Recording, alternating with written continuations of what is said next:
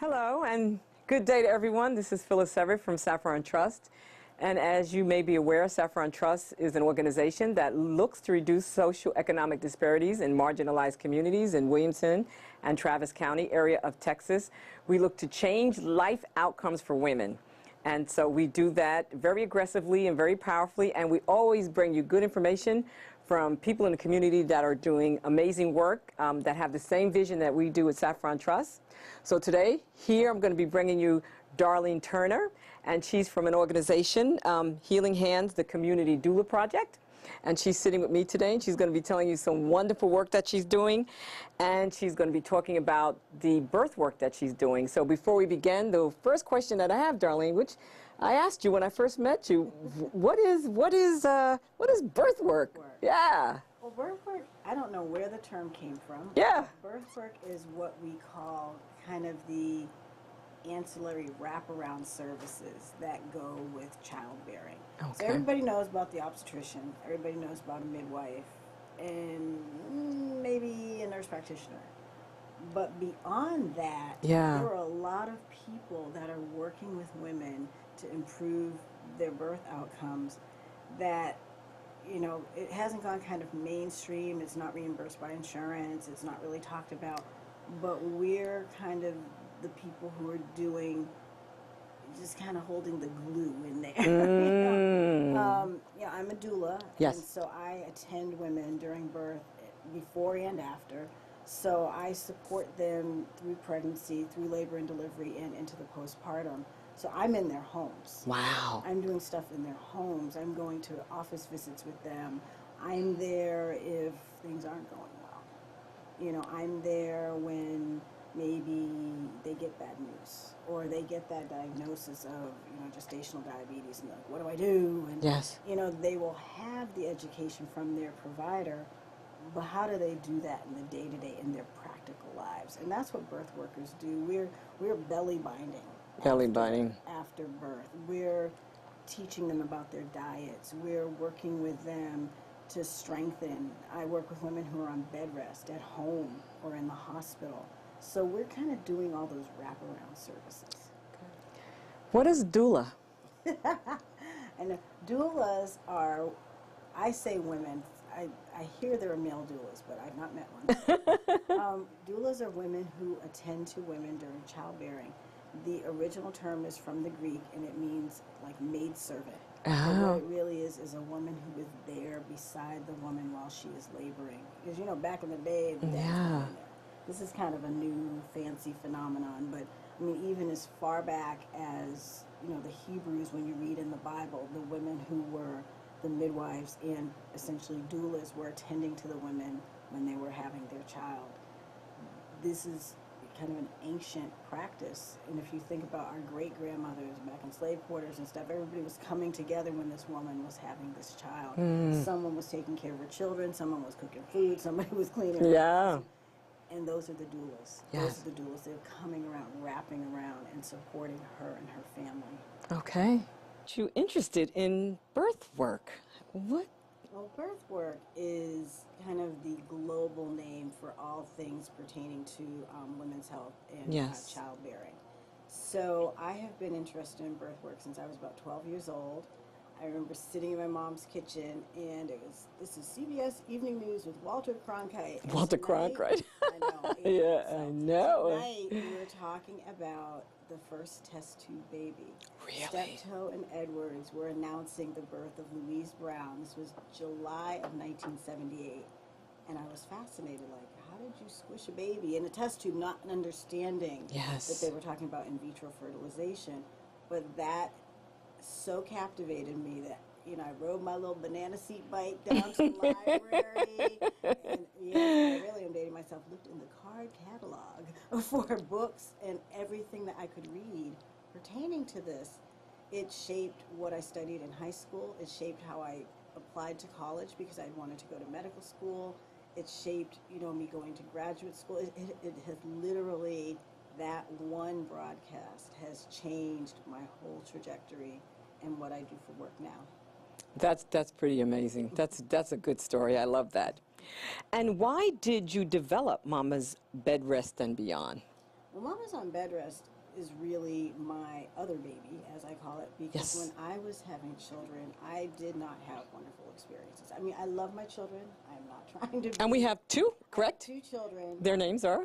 Vanessa and Miles, Ah. and they are almost 16 and 12. Okay. And it's so much better on this side. But, Yes. but having them was really a trial for me. I Yes. mean, I lost 2 in the process and had all kinds of surgery and all these different things that I had to do to have Yes. children, and it was really trying, and there was no support.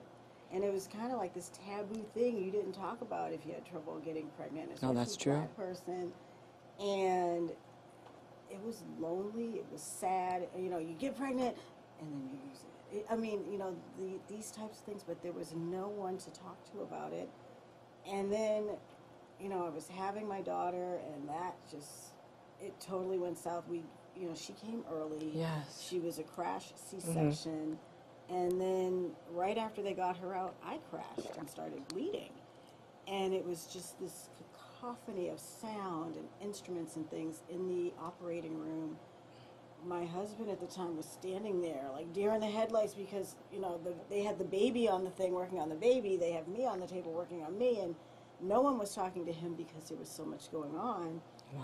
And I can remember thinking, because I could see him kind of this way out of my field of vision, like someone needs to tell him what's going on or someone needs to get him out of here. And nothing was happening. And finally, they said, well, we need to take the baby to the NICU. So he went with her, which Yes. was good, but I was there by myself. I'm like, what about me? What about me? And so as my obstetrician was, you know, trying to stitch me up without bleeding, which she would stitch and blood would go, and she, you know, we're going through this whole thing, I just remember sitting there thinking, after all of this, I'm going to die before I hold this kid, you know, and it was just, and I remember thinking, if I live through this, no one else is going to go through this alone. And that is how I developed Mama's on Bed Rest, because when I was then going to have my son, the doctor was like, okay, you know, we need to talk about bed rest because, and I was like, well, wait a minute, now I have a 3-year-old. How do I go on bed rest? Does she just hang out all day on her own? And she was like, well, you know, your mother can come by. I said, no, my mother is 2,000 miles away. And it's the lack of acknowledgement that we are not that kind of close-knit community, tribal community that we used to be. People are all over the place. Yes. And women are going through these things by themselves. And I just, you know, I made it through with my kids and, you know, thank God, knock wood, whatever. But I knew so many women who were having trouble. And I just, you know, I'm going to fill that void. So I started Mama's on Bed Rest, and I'm tootling around, even with my son strapped to me, going to women's houses, like cleaning up for them and stuff, because they're on bed rest. They're not supposed to get up. And if you know, if any mother knows anything, if she has another little one, she's going to get up. So what I did was just, you know, do her dishes, clean her bathroom, whatever, just so that she would stay in bed and do what she needed to do to get that baby that was inside of her here, healthy, safe, happy. And, you know, that's how I started Mama's on Bed Rest. Wow. How it's gone on. Wow. Yeah, I really love the work that you do on Mama's on Bed Rest and how you care for the women that are in your care, not only just through the childbirthing, but even afterward, when you're at their home, when you're doing cleaning, when you're cooking for them. I mean, that's just so inspiring, and our community needs to know about the work that you're doing, which is why you're here today, because you're just doing good work. Because, you know, African American women, we know we're dying at 3 to 4 times the rate of other women. Yes. And yet we need this, but we're the least likely to have it. I know. You know, because in this country, the work that I do, birth work, doula work, is considered like a luxury. It's not reimbursed by insurance. And if you can't pay for it, you usually don't get it. And so for me, I'm like, wait a minute, that makes no sense, because the people who can afford it often really don't need it. Not always, but, and those who need it can't afford it. Yes. And I kind of like, this is kind of a screwy picture. Yes, it is. Yes, it is. So. Wow. Okay, and what motivated you to establish the Healing Hands Community Doula Project? I really just needed to replicate myself. Yeah, that's good. Because, I mean, with Mama's on Bed Rest, while I love it and everything else, it's just me. Yes. And, you know, I can only see so many women in a day or so many women in a week, a year, whatever. With Healing Hands, the first purpose was to replicate myself, so to teach other women to do what I do so that we can kind of fan out, but also to teach other Black women to do what I do and to target what I do specifically to Black women and what our needs are, because they are different. Yes, they are. You know, when we are working with a woman, we're looking at not only what is her health doing, but what are the economics of the situation? Yes. If she's got high blood pressure and I'm saying to her, don't eat something with a lot of salt, well, she's on food stamps or work or something, her choices may be more limited. Yes, very limited. So then it's, okay, we have to go to the store and we have to look at all these different cans and see what's got the lowest amount of sodium. But even in working with the people I work with, teaching them, salt is sodium. So, you know, you need to, when you're looking at that, it's not going to say salt, it's going to say sodium. And so you need to know that if something's got 800 milligrams of sodium, this is not something you can give her. Yes. Or if she's anemic and we're trying to boost her red blood cells because she's not, you know, she's a little anemic, you know, we're talking red beans, red meat, kale, dark leafy collard greens, things that are full of iron that we're trying to get her to eat more of. So yes, I go and I cook, but we have all these other things in our heads as well. So the people in doing Healing Hands, it's taking women from the community and saying, okay, we're going to serve our sisters. We're going to do this well, because we know, I mean, collard greens are a staple. Yeah, they are. Yes, they are. But we can't cook it with fat back if we're trying to, you know, take care of her and her blood pressure. That's right. Which is something that's really a big issue for Black women. So it's taking what's culturally ours and then making it healthy to be palatable, to be acceptable, but also be very helpful to the ladies that we're serving. Wow, that's great. That's great. Okay, so what is your intention for the Healing Hands Doula Project? So with Healing Hands, it's really to give Black women that extra little piece. Because I'm finding, you know, the narrative, I will say, is, well, Black women don't take care of themselves. Yes, we do. Yes, we but do. We're taking care of ourselves with what we've got. And with Healing Hands, I want to use this as a way to educate women, like, okay, you may only have this much money. What do we need to buy with it? Yes. You know, you may, oh, you're on Medicaid and you have to see this provider. Okay, then how are we going to maximize those visits? Yes. You know, when you go in and you have questions, you need to have your list of questions, because they are already, you know, so anything else and their hand is on the doorknob. And you need to say, I need to know about this, I need to know about this, and I need to know about this. Quick, quick, quick, so that they can answer quick and everybody gets what they need. But it's really about empowering women to make wise healthcare choices. And that starts with education. It's like, what is, you know, endometriosis? Why do I have that? What is that? How is that impacting my pregnancy or my ability to become pregnant?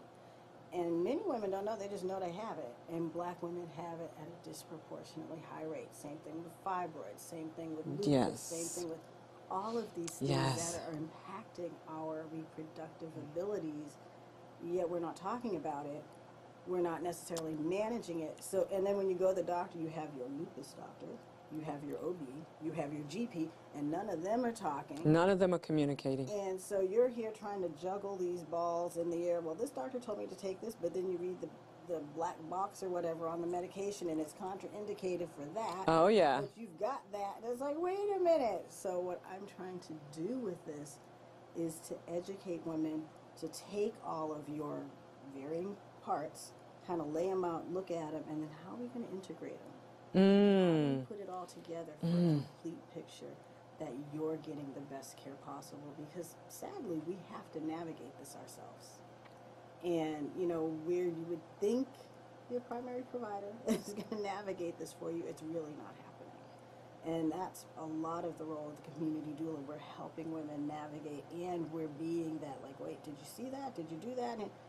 And kind of putting it together in a nice little neat package. So they don't feel alone. They know what to ask the doctors. They know what. And they also are educated what to ask. So if a woman knows she's anemic, like, okay, what do I need to eat?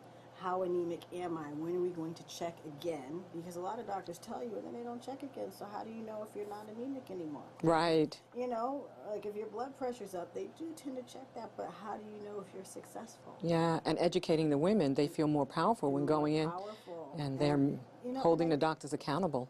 And the other thing is people say, well, black women don't take care of themselves. We do, but if you don't tell us we need to do it, you know, who knows just natively that you're supposed to do certain things. Yeah. So I want to raise awareness and educate women to those kind of basic things that they need to do to take care of themselves. And I find when I tell women, once they know, they got it. They are on top of They're it. on it. Yeah. Wow, that's really incredible, Darlene.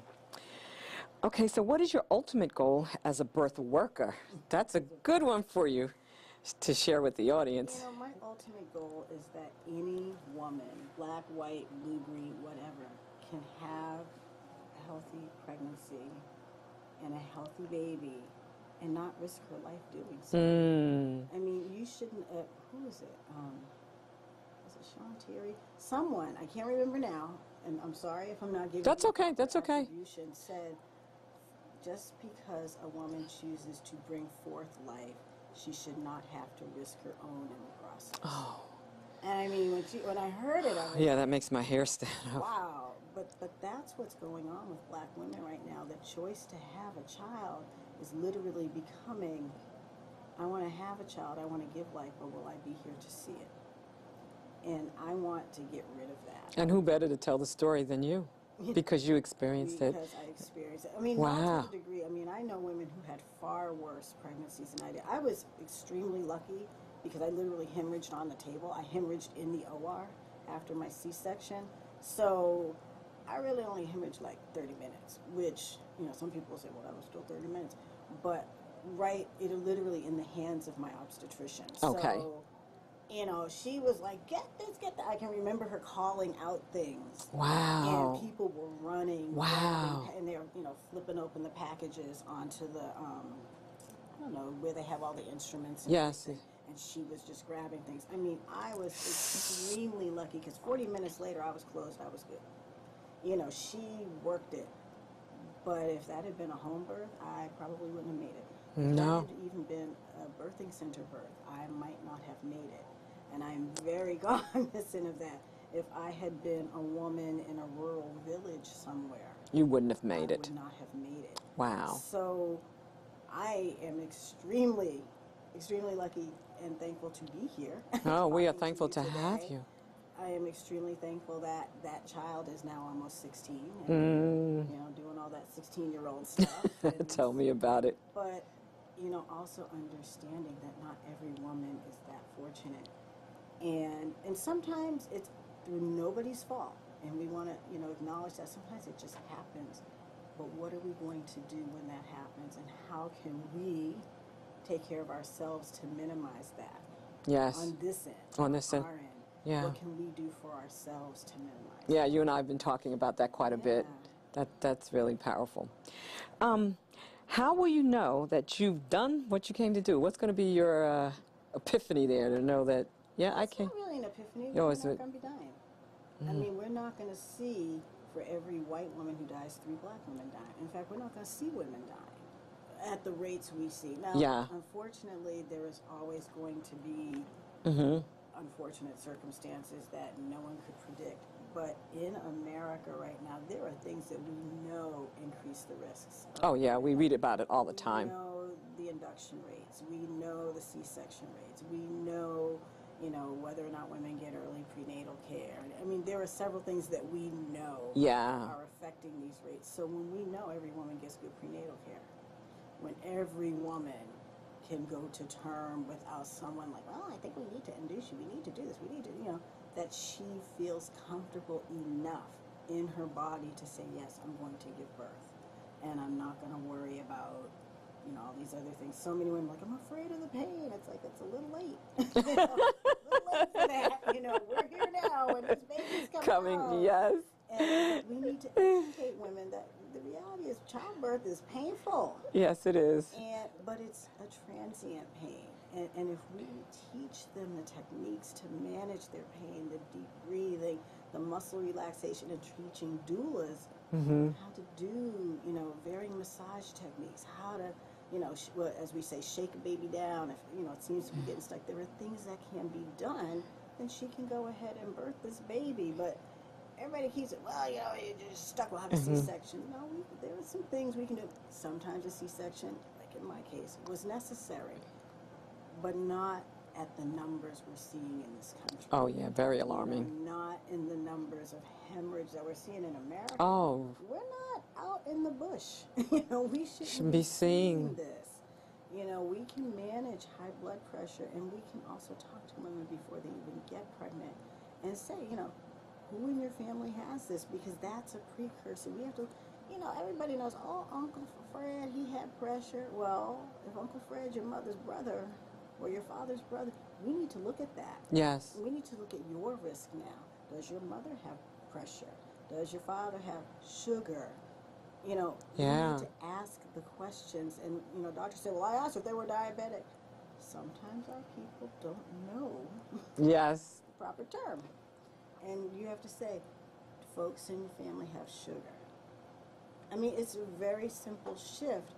When people say, oh, yeah, you know, my aunt this, my uncle that, you know, everybody, and as you look, the whole family has sugar. Well, that would certainly change how you manage this woman. Yes, it would. You know, if you know that her father had 4 brothers and all 4 of them died before they were 50. Well, then obviously, yes. There is some things we need to look at. But it's asking the questions in ways that both provider and patient understand. You know, putting yourself in her position for a second and saying, you know, okay, if she grew up over here, the likelihood is A, B, C. Thinking about that, thinking about, you know, is she in a safe neighborhood? Does she have secure housing? You know, is her partner available? You know, what's going on in her world? And, you know, you can't just treat her pregnancy. Yes. Because she's more than a pregnancy. She's a whole person that has all of these different That's what I love about your work. You treat everybody as a whole you know, person. You can't treat me as a woman without treating me as a mom, because whatever I do impacts my children. Yes. You can't treat me as a woman and as a mom as not knowing I'm a single mom, because that's going to impact. When you tell me to buy something, it's like, wait a minute, got to check the budget. That's right. Because it's a very different thing. And, you know, I think our whole healthcare system, we're treating the pregnancy, we're treating the baby. You know, your optometrist only looks at your eyes. Well, your eyes are connected to all the rest of you. Yes. You have to look at all the whole rest. picture. And until we start doing that, I don't think we'll see this whole thing of birth being, you know, a much easier process. But when we see that, when we stop seeing Black women dying, when we stop seeing, you know, just this barrage of cesarean sections and barrage of interventions, and women just being able to have birth the way it was kind of intended to be, then I think I will be successful and I will retire.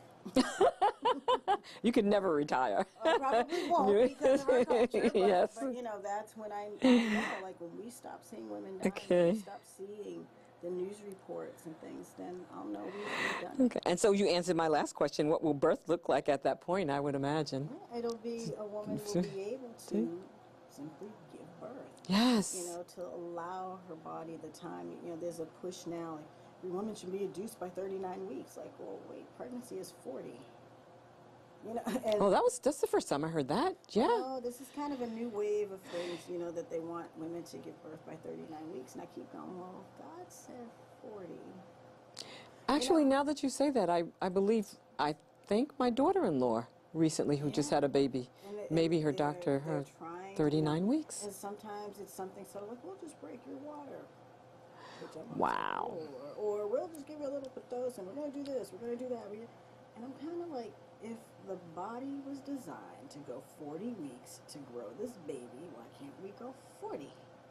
And because we don't know exactly when conception occurred, that could end up being 39. It could be end up 41 because we don't know when the sperm and the egg actually join. No, we don't. With that little wiggle room in there, but why are we messing with things? Now, when there's an indication something's wrong, then of course. Absolutely. If she's 42 weeks and still going, we got to start thinking like, okay, is the kid overbaked? But before that, why are we bothering things? You know, I was talking with a colleague just the other day, and she said, you know, she had a woman, and they were laboring, and she just was a slow progressor. You know, she was progressing a centimeter or two every few hours, but that wasn't fast enough. And in the end, they ended up C-sectioning her. And I said, well, what was the indication? Failure to progress. But I said, well, how far did she get? She got to 7 centimeters. I said, so if you give her maybe 4 more hours, she probably would have completed. But they didn't want to give her the 4 hours, so they did a C-section and put her at risk for infection and all the things that a C-section, you know, infection, hemorrhage, postpartum issues, and everything, because we couldn't wait for maybe 4 or 5 hours. Wow. And the rationale is, well, it could have been 12 hours, maybe, but if she got to 7 within 12, if you work backwards, then maybe only about 5 or 6 she would have gotten those other 3. You know, just breaking it down. Oh, yeah. So, I mean, it's that when we will allow women the rhythm of their bodies, allow that to happen. In the absence of anything going on with the baby, anything going on with her, let her labor. Yes. Let her do that. Yes. Let her body do that because it's better for her, it's better for the baby. Yes. Wow. Well, Darlene, thank you for being with us today. And I'm going to end with one final question.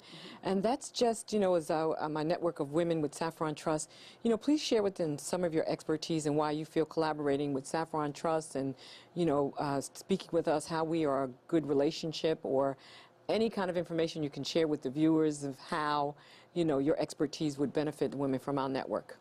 Well, I think it's important that women just know about everything. But, I do too. But importantly, about their own bodies. Yes. And I want to work with you and talk with you, and we're always talking.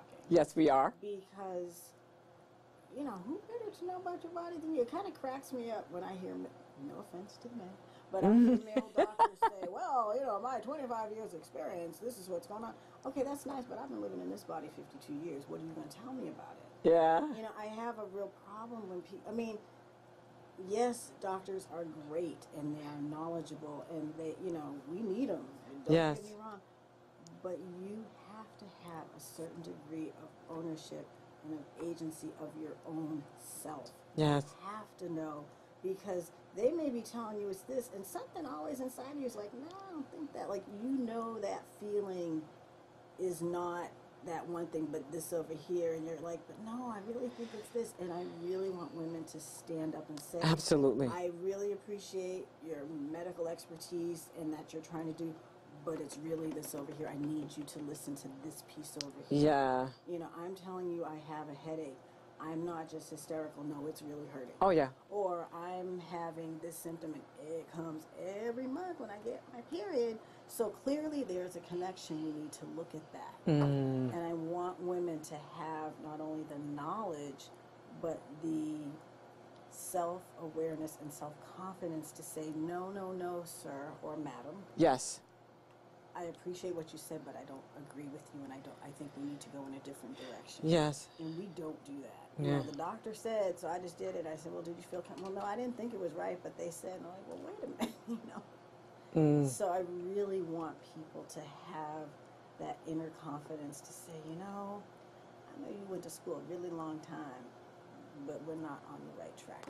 Amen to that one. And to press and say, is there something else? Is there a different treatment? Is there something else? Because this one isn't working for me. We've tried this for 3 weeks now or whatever, and you said give it a try. I gave it a try. It's not working. Yes. I need something else. And to press for that something else. Great. Well, thank you. You know I love you to death. Thank you to our viewers out there, Saffron Trust and Healing Hands, in partnership together, making a difference in our community. We love you. Thank you. Thank you.